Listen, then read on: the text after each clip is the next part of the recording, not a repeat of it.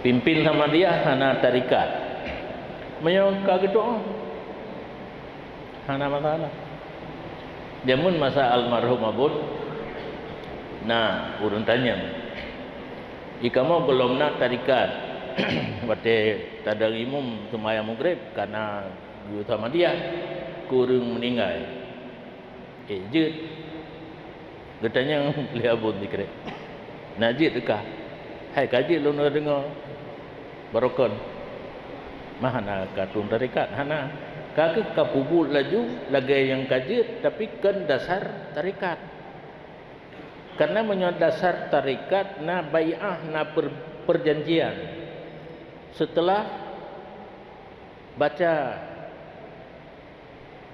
zikir la ilaha illallah na Fatihah ke urang juk tarikat ahli silsilah dan ke Nabi yang katanya hana tarikat baik hana petunjuk kenan cuma tak meratib kaji la ilaha illallah takun kita tak boleh ke kacuk aju sampai teruk tertuh bio menjina karena sampai seribe ke hanaruh urutai ikut yang penting angka seribe.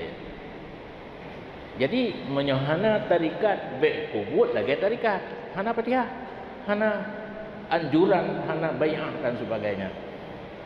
Jadi jin tapi tidak dikerjakan menurut ketentuan dalam tarikat. Oh ingin berlagi petunjuk tarikat silakan mengambil tarikat. Makna tarikat cara ditanya terlanjur memakai kata-kata tarikat ke ratib ke samandia. Padahal semayang pun ada tarikatnya, ada caranya. Harus belajar. Cuma hana takun. Nyo tarikat semayang lunjuk geron. Yang lahir lu baca dah. Robak mati na tarikat. Hana long tuming tanya bal almarhum abun. Nah, ubino kan melihat bab binti. Long jingo tarikat mati.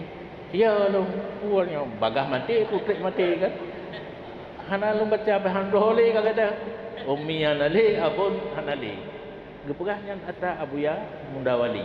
Jadi long hana tarikat mati dan halunjok yo lo. Demikian.